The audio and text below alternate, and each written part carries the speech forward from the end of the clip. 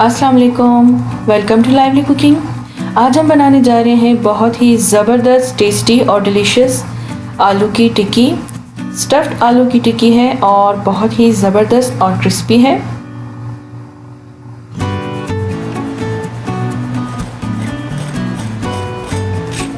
तो चलिए इस ज़बरदस्त और डिलीशियस सी रेसिपी को बनाना स्टार्ट करते हैं। इसके लिए सबसे पहले हम स्टफिंग तैयार करेंगे। स्टफिंग बनाने के लिए हमें चाहिए ऑयल। 2 खाने के चम्मच मैंने यहाँ पे लिया है ऑयल, और इसमें हम तकरीबन 1 मीडियम साइज ऑनियन चॉप करके ऐड करेंगे। थोड़ा सा फ्राई करेंगे और इसके बाद कवर करके हम प्याज को नरम होने तक कुक करेंगे।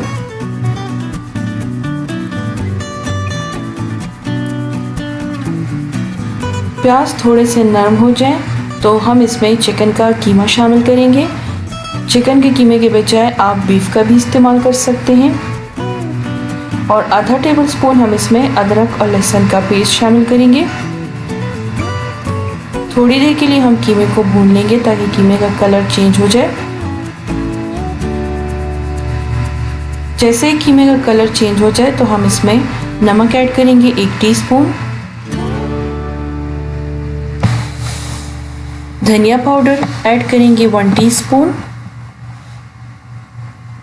भुना हुआ और कुटा हुआ सफ़ेद ज़ीरा शामिल करेंगे 1 टीस्पून, हल्दी पाउडर शामिल करेंगे आधा टीस्पून, गरम मसाला आधा टीस्पून, लाल मिर्चों का पाउडर 1 टीस्पून, हरी मिर्चें 1 या 2 अपने जायके के हिसाब से ऐड कर लें। अब इन सारी चीज़ों को अच्छी तरह से हम फ्राई कर लेंगे।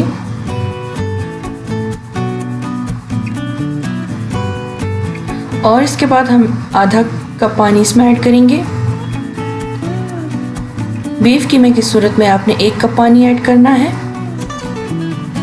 और ढककर हम कीमे को पकाएंगे जब तक कि कीमे का पानी खुश्क ना हो जाए। तो कीमे का पानी खुश्क हो गया है और कीमा हमारा अच्छे से तैयार हो गया है। कीमा को हम इस तरह से कुचलकर बारीक कर लेंगे। हरा धनिया ऐड करेंगे 2 टेबलस्पून भर के।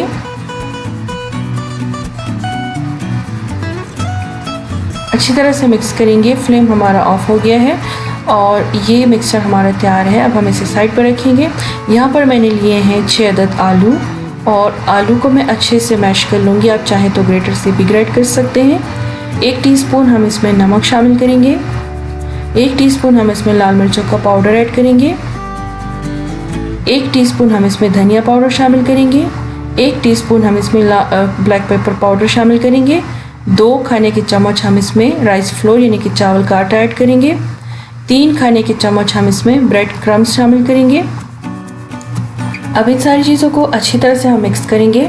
चावल का आटा बनाना बहुत ही ज़्यादा आसान है। सिंपली आप चावल लें और 2 से 3 मरतबा ग्राइंड करके उसे अच्छे से छान लें। चावल का आटा तैयार होगा।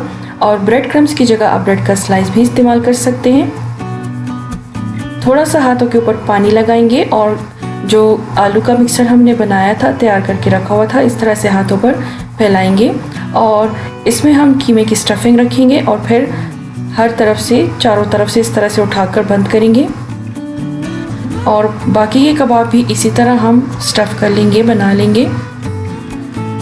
हाथों के ऊपर पानी लगाना ज़रूरी है, इससे कबाब बहुत ही अच्छे और ज़बरदस्त स्मूथ से बन जाते हैं। अगर आप हाथों के ऊपर पानी नहीं लगाएंगे तो ये मिक्सचर सारा हाथों के ऊपर लग जाएगा। तो इस तरह से हम सारे कबाब बना लेंगे स्टफ़ करके।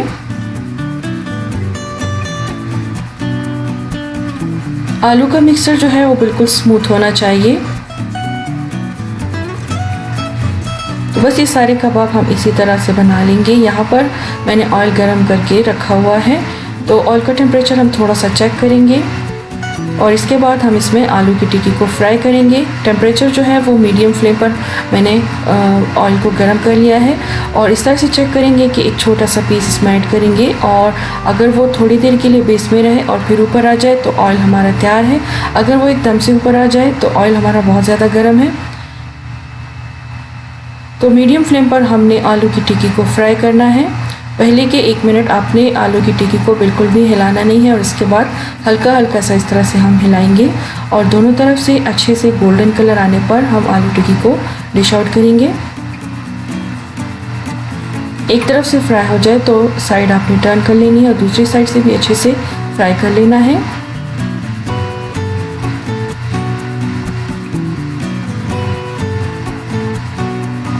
तो देखिए आलू टिक्की का ज़बरदस्त सा कलर आ गया है, ब्राउन हो चुके हैं और क्रिस्पी भी हो चुके हैं।